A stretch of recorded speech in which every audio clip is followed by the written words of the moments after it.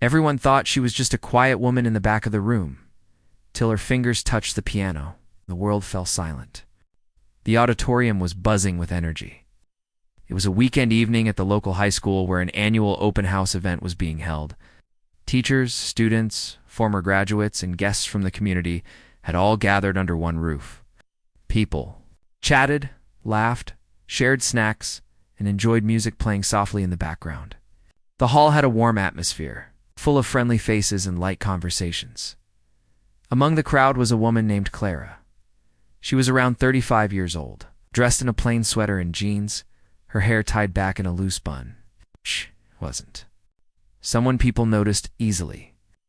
She walked quietly, smiled politely, and stayed in corners where no one paid too much attention. Most people didn't know much about her, and that's exactly how she liked it. Clara had returned to town after many years and had recently joined a small local office job. She didn't speak much about her past, and people simply assumed she was ordinary, maybe even a little boring. Clara had come to the event because her niece, Sarah, was part of the student dance team performing that night. She stood near the back of the hall, holding a paper cup of coffee, watching the event quietly. Her eyes were gentle, observant, and a little tired. She didn't look like someone who once dreamed of grand stages or held music in her soul. Looked like a regular woman with a quiet life. A group of teachers stood nearby, laughing and joking with one another. One of them, Mr. Thompson, an older history teacher, noticed Clara standing alone. He nudged his friend, Mr. Allen, and whispered something with a grin. "Hey, you see that lady? That's Clara Jenkins. She went to this school years ago. She was always so shy, used to avoid everyone. I heard she never even went to prom." Teachers chuckled, not with cruelty, but with a kind of careless amusement. Another teacher, Ms. Lewis, added, "Yeah, she looks like someone who would trip over her own shadow." They all laughed again, louder this time. Clara didn't hear them, but a student standing nearby did and looked uncomfortable. Then someone pointed at the grand piano sitting in the corner of the hall. It was shiny, black, and mostly untouched the whole evening. Mr. Allen smirked. "Hey, why don't we ask her to play something? Just for fun?" The others laughed again, thinking it was just a silly idea. They assumed she couldn't possibly play. Maybe she'd hit a few wrong notes and give everyone something to laugh about. It wasn't meant to be mean. It's just light teasing, but behind that joke was an assumption that Clara had no talent worth noticing. Mr. Thompson called out toward her, still smiling. "Hey, Clara, come here for a second." Clara turned a little, surprised. She hadn't spoken to any of her old teachers since she returned. She walked over slowly, unsure of why they were calling her Mr. Allen gestured toward the piano and said with a grin, "Why don't you give us a tune? Come on, show us what you've got." Some students nearby turned to look. Few even giggled. Clara paused. Her face didn't change, but inside her heart, 100 memories started rising, some warm, some painful. She looked at the piano for a long second. The last time she played in public was more than 10 years ago. Her fingers had touched those same keys in concert halls once, but life had pulled her away from all of that. Without a word, Clara walked over to the piano. The room didn't quiet down immediately. People thought she might just sit there and tap out a funny little tune and be done. A few teachers exchanged amused glances. One student whispered to another, "This is going to be awkward." Clara sat on the piano bench. She took a deep breath and gently placed her fingers on the keys. Her hands looked calm, practiced, something that only a few people noticed. Her back straightened, her shoulders relaxed, and then, without sheet music or warning, she played the first note. The moment the sound came out, something changed in the room. The first few notes were soft, like a whisper. Then the melody deepened, grew richer, fuller, rising like a wave. Her fingers danced across the keys with confidence and grace. Every note carried emotion, sadness, strength, beauty, and something no one could quite describe. It was not just music, it was storytelling through sound. Within seconds, the noise in the room faded. Conversations stopped mid-sentence. Students turned their heads. Teachers froze. People passing by in the hallway peeked into the hall. Sound of Clara's playing had a strange power. It held people in place. It made their hearts beat slower, made their eyes blink less. It was the kind of music that made time feel slower. Mr. Thompson and Mr. Allen, who had been joking earlier, now stood stiff. Their smiles had faded. Ms. Lewis slowly lowered the cup in her hand. She looked like she was holding her breath. The students who had expected a joke now looked wide-eyed. One girl covered her mouth, whispering, "She's amazing." Clara continued to play. Her eyes were half closed, lost in the music. The way she moved, so sure, so precise, it was clear this was not someone who dabbled in piano. This was someone who lived through it. Every note told a story of pain, sacrifice, and something beautiful that had been sleeping inside her for years. As she moved into the middle part of the piece, her fingers flew over the keys with such speed and accuracy that even the school's music teacher, Mr. Wallace, who had just entered the hall, stopped in shock. He stood frozen, listening. He had taught music for 20 years and rarely seen talent like this, even in competitions. By the time Clara reached the final section, the entire hall was silent. Nobody moved. Even the air felt still. And then the last note, soft and gentle, rang through the room and slowly faded away. There was a long pause. Then, the hall erupted. Applause exploded from every corner. Some people stood up. Some cheered. A few students had tears in their eyes. Clara looked around, a little overwhelmed, her cheeks slightly flushed. She hadn't expected this reaction. She had just played. Mr. Wallace pushed through the crowd and walked straight toward her. He looked at her with disbelief and respect.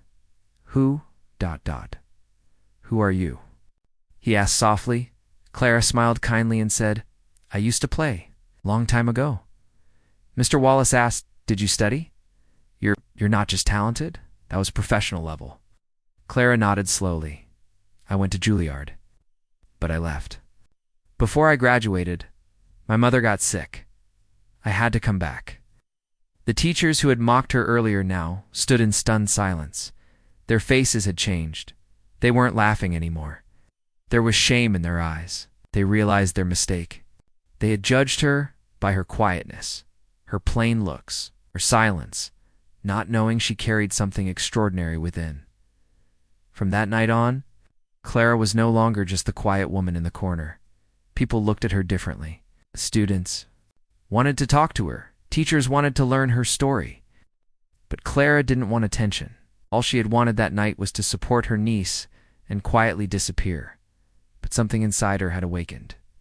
The piano, once forgotten, once abandoned, had brought her soul back to life in front of everyone, and the world had finally noticed. Clara sat at the piano, her hands resting gently on the smooth keys, and for a moment, time felt still. The air in the hall had changed. What had started as a joke turned into something no one could have predicted. People had expected her to play a few funny or clumsy notes, maybe fumble through Twinkle Twinkle Little Star. But when she pressed the first key, the sound was soft, controlled, and filled with quiet power. The laughter stopped. The whispers died. All eyes turned toward her. She didn't speak, didn't even look around. Clara's mind was somewhere else, far from that high school hall, far from the people who had doubted her. As her fingers began to move with more speed and confidence, the piano responded like it had been waiting years for her return. The notes poured out of her in a perfect rhythm, a mixture of grace, sadness, and strength. She wasn't just playing music. She was telling a story without words. Each note had a purpose. Each pause had meaning. Clara wasn't reading sheet music. She didn't need to. This piece had lived inside her for years. It was a part of her, something she had hidden deep inside since the day she walked away from music. She closed her eyes briefly, letting the music guide her. The emotions in her chest slowly turned into sound, the heartbreak of leaving her dream behind. The love for her mother, the loneliness of working quiet jobs where no one knew who she truly was. People started walking into the hall, curious about what was happening. One teacher from a different department stopped mid-step when he heard the melody and stood frozen. A janitor pushing a cart leaned against the wall, mouth slightly open. Students who had been outside checking their phones or talking loudly now peered through the doors with wide eyes. The room kept filling up. No one wanted to miss what was happening, Mr. Wallace, the piano teacher, to enter the room just moments after Clara started. He was talking to someone in the hallway when he caught the sound of the piano. At first, he thought it was a recording. Then he heard the mistakes, not wrong notes, but small human imperfections that only live music can produce. That was real. That was someone playing when he walked in and saw Clara at the piano. His jaw dropped slightly. He had never seen her before. Who was she? A substitute teacher? A parent? No one had told him anyone would be playing. And now he stood there, completely still, watching this unknown woman create magic on his school's old piano.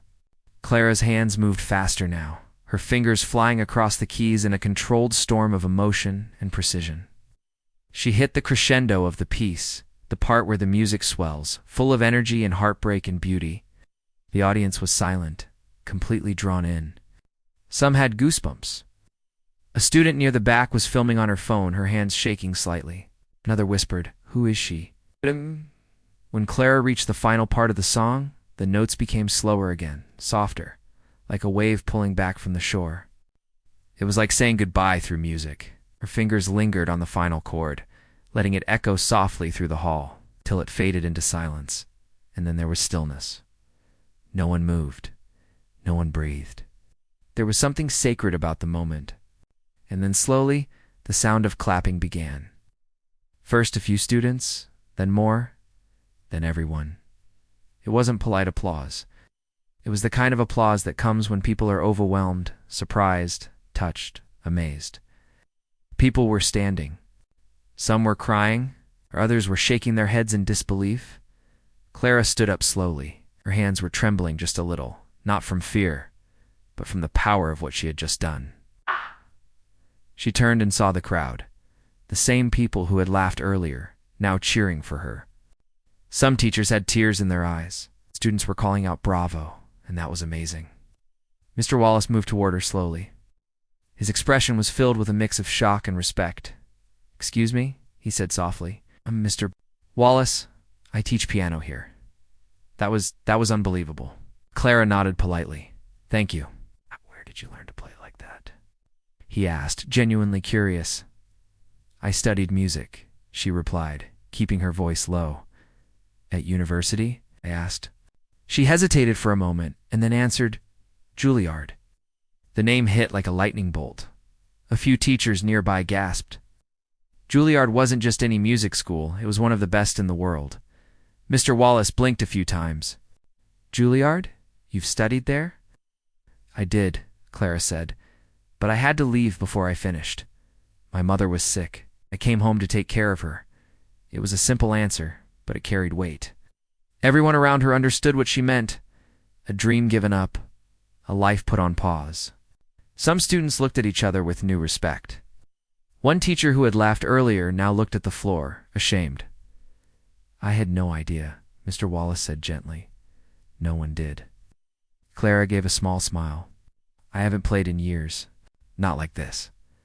"Well, it doesn't show," he replied. "You're incredible. You could be teaching here, no performing around the world." Clara didn't reply. She looked at the piano again, her eyes soft. It wasn't about fame for her anymore. She didn't want to be known or praised. She had already made peace with her choices. But in that moment, playing again, she had felt something she hadn't felt in years alive. Whole true. A student came up to her, a shy girl with thick glasses and a notebook in her hands. "Ma'am," she said nervously, "I've been trying to learn piano for months, but I keep giving up. After hearing you, I want to try again." Clara smiled warmly and nodded. "Then try again. Don't stop, even when it's hard." More. Students began approaching, asking if she taught lessons, where she learned that piece, if she would play again. The room was full of people, but Clara didn't feel crowded. She felt seen. Not as the quiet woman who sat alone, but as someone who had something to give. Meanwhile, the video of her performance had already made its way onto social media. Within an hour, it had thousands of views. Comments flooded in. "Who is this woman?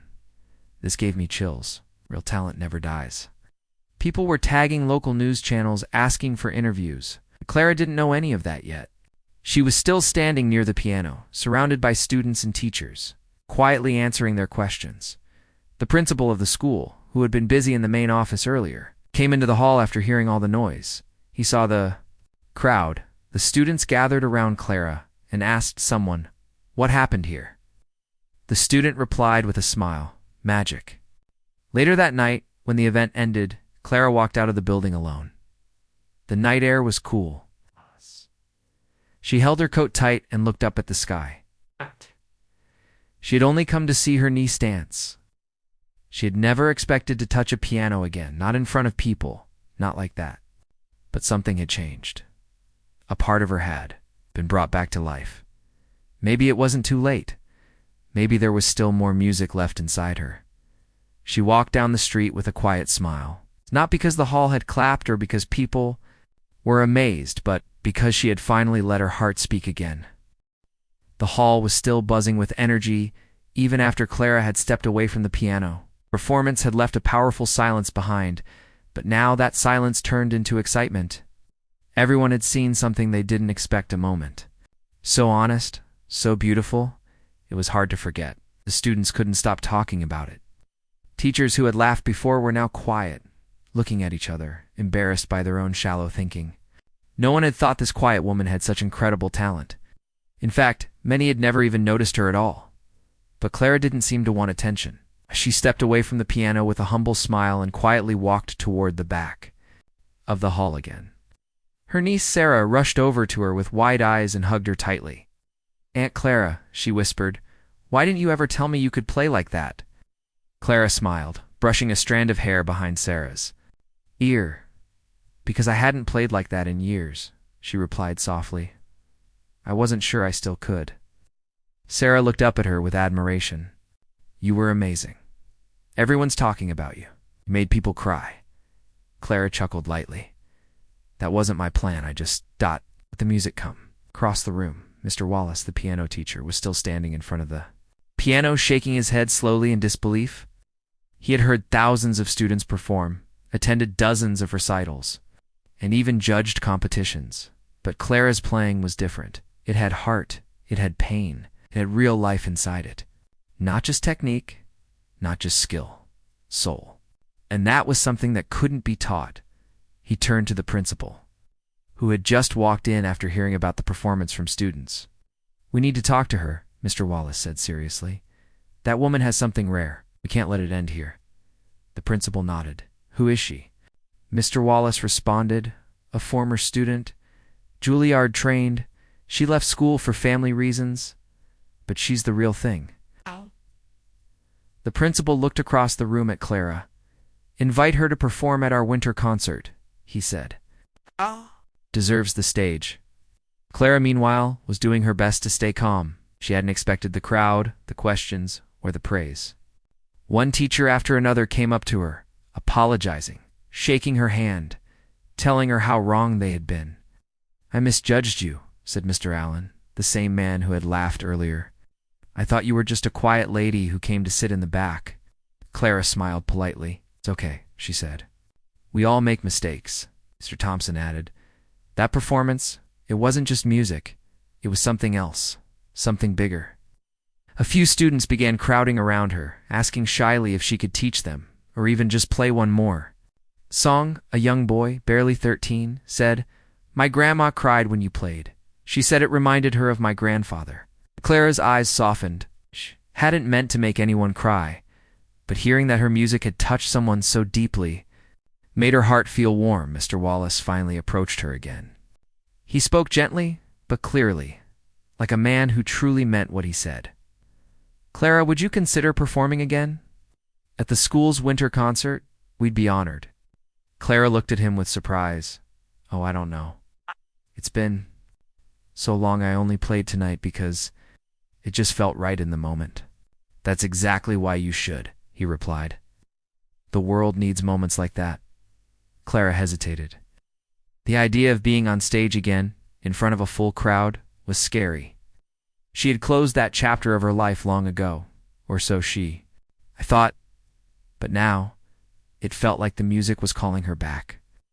Not because of fame or recognition, but because a piece of her soul had woken up. "I'll think about it," she finally said. "That's all I ask." Mr. Wallace smiled. "And if you ever want to help some of my students, even just one day a week, we'd love to have you." Clara looked thoughtful. Teaching. She'd never imagined herself as a teacher. But when she remembered the young girl with glasses who had said she wanted to try piano again, Clara realized maybe it wasn't such a bad idea. That night after the event ended, Clara walked home under the stars. The streets were quiet, and the cool night wind blew gently against her face. She had a lot to think about. Her old piano at home was still covered with a cloth, untouched for years. Maybe it was time to open it again. The next morning, Clara sat at her kitchen table, sipping tea. She opened her phone and saw dozens of notifications. A student had posted a video of her playing. It had gone viral. Thousands of likes. Hundreds of comments. People she didn't know were writing things like, "Who is this woman? She's incredible. I got goosebumps just listening. She plays like she's telling a story, a heartbreaking, beautiful story. I cried and I don't even know why." That's real music. Clara stared at the screen, stunned. Her niece messaged her, "You're famous now, Aunt Clara. Everyone at school is talking about you." She didn't know what to do with all this sudden attention. She had lived in the background for so long, but now she couldn't hide anymore. Not from herself, not from the world. Later that week, Clara got a call from Mr. Wallace. He asked if she'd be willing to visit one of his advanced piano classes. "Just talk to the students," he said. "Maybe play a little. They want to meet you." Clara agreed. When she arrived at the school, she was nervous. But the moment she stepped into the music room, the students began clapping. Nice. One of them gave her a flower. Another held up his phone, already recording. Clara laughed gently and sat down on the piano bench. "This is the piano I used to practice on," she said quietly, running her hand over the old wood. "I remember staying after school, sneaking into the music room just to play one more hour." The students listened closely. They were used to rules and lessons, but this felt different. Clara didn't give a formal speech. She simply told them her story, how she had fallen in love with music, how she had been accepted into Juilliard, how she had to leave because of her mother's illness, and how, for years, she didn't touch a piano at all. "But the music never left me," she said. "It just... waited." One student raised her hand. "Do you think you'll perform again?" Clara smiled. "I think I might." The next few weeks passed quickly. Clara began visiting the school more often, helping students with technique, sharing stories, encouraging them to trust their emotions. She didn't act like a star. She wasn't strict. She simply made them believe they could create something beautiful. Slowly. She accepted the invitation to play at the winter concert. Mr. Wallace helped her pick the program. Clara decided to write a new piece, something that would capture her journey. She wanted the audience to feel everything she had held inside for years. Not just sadness, but hope, too. Word spread fast. The concert was weeks away, but already tickets were being reserved. People who had never attended school events before were calling in, asking, "Is that the same woman from the video? Will she really be playing again?" El Hall was expected to be full. On the day of the concert, Clara stood backstage, hands slightly shaking. She wore a simple black dress, no flashy jewelry, no makeup beyond a little lipstick. Her niece stood beside her, holding her hand tightly. "You've got this, Aunt Clara," she whispered. "You always did." When Clara stepped out onto the stage, the applause was loud and long. She sat at the piano, took a deep breath, and closed her eyes, and then she began to play. The piece started slow, like a memory returning after many years. Then it built full of highs and lows, joy and grief, every note showing a part of her life. The crowd was silent. Some people cried. Others smiled through their tears. The music touched something deep inside them. When she played the final note, the hall exploded in applause. People stood, clapping, cheering, some shouting her name. Mr. Wallace wiped tears from his eyes. The principal stood proudly at the back. Sarah clapped louder than anyone. Clara stood and bowed, her heart full. She wasn't just the quiet woman in the back of the room anymore. She was Clara, the woman who once gave up everything for her family, but never let go of her true self. The woman who made a whole hall go silent with her music. The woman who reminded everyone that real beauty often hides in the most unexpected places. The concert night became a turning point, not only for Clara, but for everyone who had seen her play. It was more than just a performance. It was a feeling people couldn't explain, something that stayed with them even after they left the hall. The sound of her piano, the emotion behind each note, and the story her music told had touched something deep inside every person sitting in that room. In the days that followed, Clara's name kept coming up in conversations all over town. People at coffee shops, teachers in the staff room, students in the hallway. Everyone was talking about the woman who had once been invisible but had now become unforgettable. Clara wasn't used to this kind of attention. She had always lived quietly, kept her head down, and stayed away from crowds. But now, it seemed like the town had finally seen who she really was, not just a shy woman, but someone with a gift. The school principal invited her for lunch one day. He thanked her for agreeing to perform at the winter concert and told her that many parents had written in, asking if Clara would be offering piano lessons. Some even asked if she could work with their children privately. Clara smiled politely, but hesitated. "I'm not a teacher," she said. "I've never taught anyone before." The principal replied gently, "Maybe not formally, but you've already inspired more students in one evening than many of us do in a whole year." Clara didn't answer right away. Deep inside, a part of her felt unsure. Could she really guide someone else? Was she ready to step into the role of a mentor? A few days later, Mr. Wallace invited her to attend a smaller music workshop at the school. It was a session for students who were interested in composing their own pieces. Clara didn't plan to speak much, but when one girl played a simple tune she had written and looked around nervously for feedback, Clara stepped forward. She sat beside the girl and gently played the same melody, but added a few soft notes here and there, helping it breathe, giving it color. "Try feeling the music like a story," she said softly. "What are you trying to say with your notes?" The girl nodded slowly and tried again, this time with more confidence. Her classmates clapped, and she smiled shyly. After the session ended, 3 more students approached Clara and asked if she could help them too.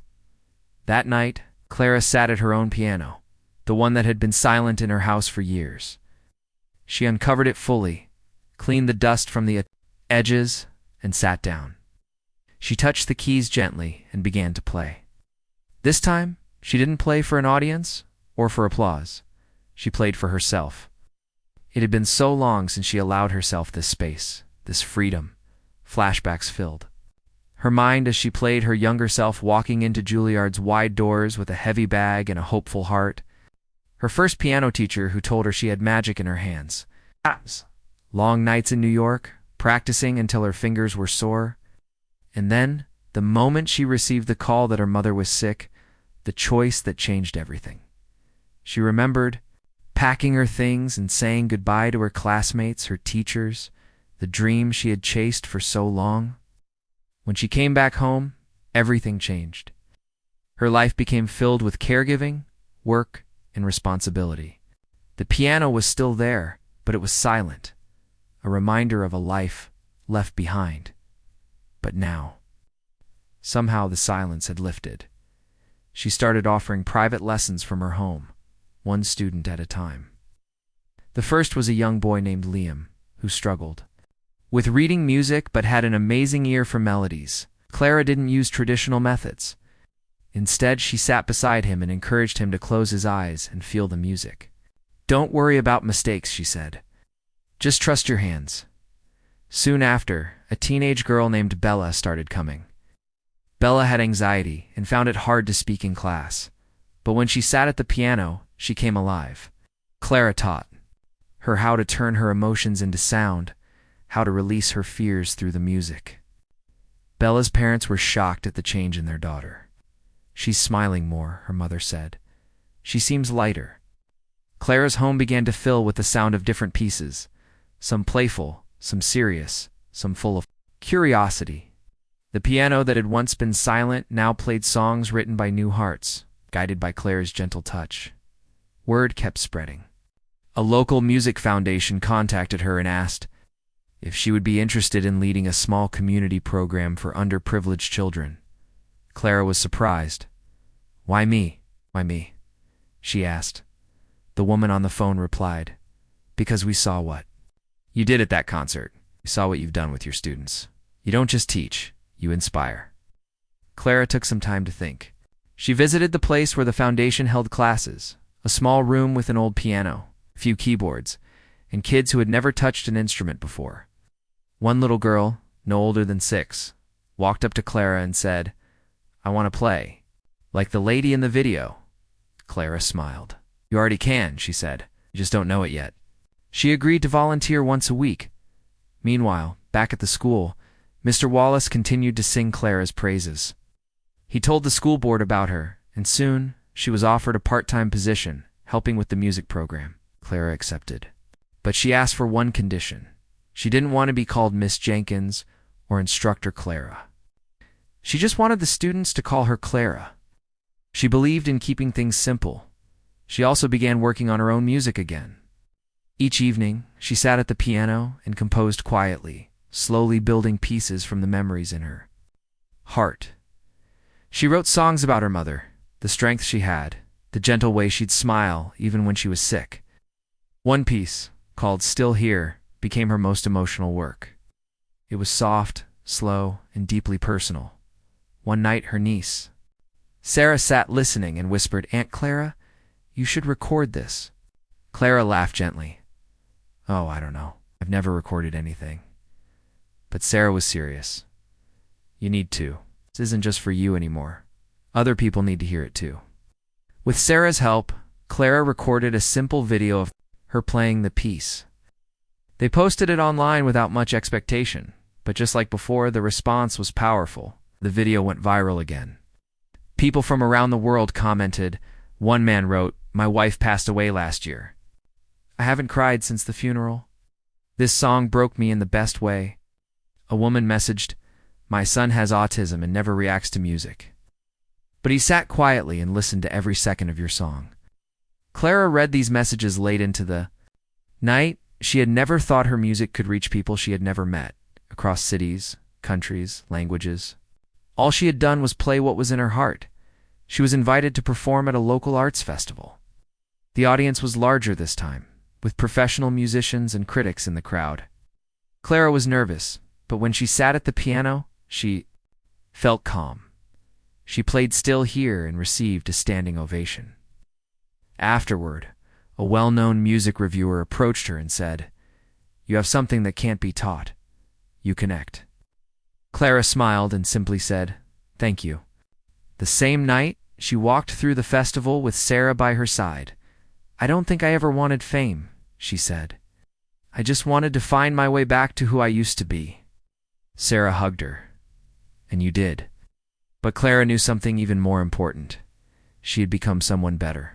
Not just the girl who once went to Juilliard. Not just the daughter who sacrificed her dreams. But the woman who helped others find their voices. The woman who healed through music. The woman who had once been forgotten, but now remembered what it felt like to truly live. And now, for the first time in many years, she wasn't afraid to be seen. The days after the festival were full of new surprises for Clara. She had expected the applause to fade and the attention to move on, just like it usually does after events. But this time, something different was happening. Her music had opened doors she didn't even know were still there. And now, life was slowly placing her on a path she had never imagined walking again. A few days after the arts festival performance, Clara received an email from a regional orchestra based in the city. They had seen her video online and read some of the glowing reviews. The message was short and respectful, but the last line made her pause. "We would be honored to invite you as a guest performer in our upcoming concert series." Clara stared at her laptop screen for a long time. Her heart beat faster. For years, this kind of offer had only lived in her memories. She used to dream of playing on grand stages under golden lights in front of hundreds of people. But that dream had faded long ago, buried beneath responsibilities, routines, and silence. And now it had returned not because she chased it, but because she had simply shared a piece of her heart through music. She didn't reply right away. She needed time to think. Later that night, she sat at her piano again. Her fingers hovered. Above the keys, she didn't play anything flashy. It's just a few quiet notes. She thought about her mother, the woman who had always believed in her. Clara remembered how her mother used to sit nearby while she practiced as a child, sometimes humming along, sometimes just listening with a soft smile on her face. "Wish you were here," Clara whispered. The next morning, she called the orchestra back and said yes, as news spread that Clara would be performing with the orchestra. The community responded with overwhelming support. Her old high school music room had her photo now, a simple picture of her at the winter concert, with the caption, "Clara Jenkins, the music never left." Mr. Wallace, the music teacher who had first recognized her talent, couldn't stop smiling when he heard the news. "She deserves this," he told his students. "She didn't chase fame. She just played with honesty. That's why people listen." Her students were excited too. Liam, the young boy who once struggled to follow sheet music, made her a hand-drawn card with a big piano on it and wrote, "You are our star." Bella, the shy girl who had learned to express herself through music, said, "You showed me that feelings can become sound. Thank you." As the concert date came closer, Clara's days filled with rehearsals and travel. She worked with professional musicians, practiced in big halls, and followed tight schedules. It was challenging at times, and some of the old fears came back: the fear of making a mistake, the fear of not being good enough. But this time, she wasn't alone. Her niece Sarah came with her to many rehearsals, sitting in the audience, always smiling, always cheering. "You've already won," she'd tell her. "Just play like it's your story, because it is." The night of the orchestra performance finally arrived. The concert hall was large, with velvet seats, shining lights, and rows of people waiting. In silence, the air buzzed with quiet excitement. Ice. The orchestra opened with two pieces. Then, the announcer stepped onto the stage and said, "Tonight, we are joined by a special guest, a woman whose music reminded us all that true talent never fades. Please welcome Clara Jenkins." The crowd applauded as Clara walked slowly. Onto the stage, she wore a long, elegant black dress. Her hair was tied back neatly, but her hands looked calm, steady, ready. She sat at the grand piano, breathed in, began to play. The piece she chose was still here, the same song she had written late one night while remembering her mother. This time, with the full support of the orchestra behind her, the music sounded even more alive. The violins lifted the soft parts, the cellos deepened the sorrowful moments. And the piano, her piano, carried the soul of it all. The audience sat in complete silence, every note pulling them deeper into her world. Some closed their eyes, some held hands. Others just stared, unable to look away. The music wasn't just beautiful, it was real, it was human, it was pain and healing at the same time. When the final note faded, Clara held her hands still over the keys for a moment. The hall remained quiet. Then, slowly, the applause began. And then it grew louder and louder, till the whole hall was standing. Tears rolled down Clara's cheeks, but she smiled. She stood, bowed, and looked out at the sea of faces. All clapping, all cheering, many crying. It wasn't just about the music. It was about her journey, her strength. Backstage, members of the orchestra hugged her. The conductor shook her hand and said, "Your music has something many trained musicians search for their whole lives: truth." After the concert, interviews followed. Oh. Journalists wanted to know her story. They asked why she left music. How she came back. What kept her going? Clara answered each question with honesty. "I left music because I had to take care of someone I loved," she said in one interview. "I came back because I realized I still had something to say. And I played. Because I missed the part of me I had locked away for too long." One reporter asked, "What would you say to people who've given up on their dreams?" Clara paused and replied, "It's never too late. Even if the dream looks different now, the heart behind it is still the same." Don't be afraid to begin.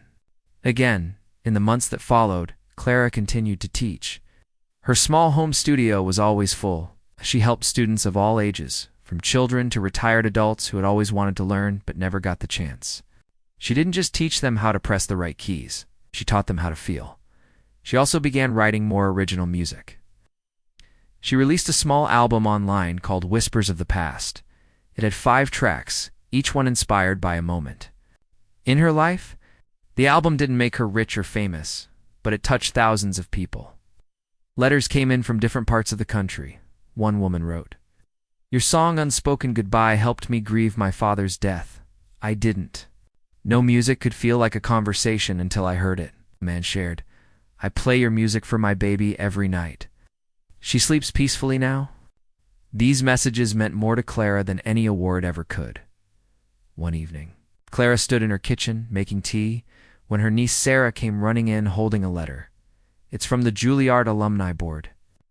Sarah shouted. Clara opened the letter slowly, said, "We are proud to recognize Clara Jenkins for her outstanding contribution to the arts, and for showing the world that true talent, when shared with heart and humility, can light the lives of many." There was an invitation to perform at a special alumni concert, the same stage Clara had once walked away from. She stood still, holding the paper, eyes wide with disbelief. After a long moment, she smiled, not because she wanted to go back and prove anything, but because now she knew she hadn't lost anything. She had only taken a longer path back to herself. When the day of the Juilliard concert arrived, Clara stood on stage once again, but this time she was not the scared, uncertain girl who once left in sadness. She was the woman who returned, stronger, with scars and stories, songs that could move hearts. She played her final piece that night, one she had written just a week before. It was simple, soft, and full of hope. She called it "Coming Home." And when the last note played, and the hall filled with applause once again, Clara knew. She had never truly left music. She had simply taken a pause, and now she was home.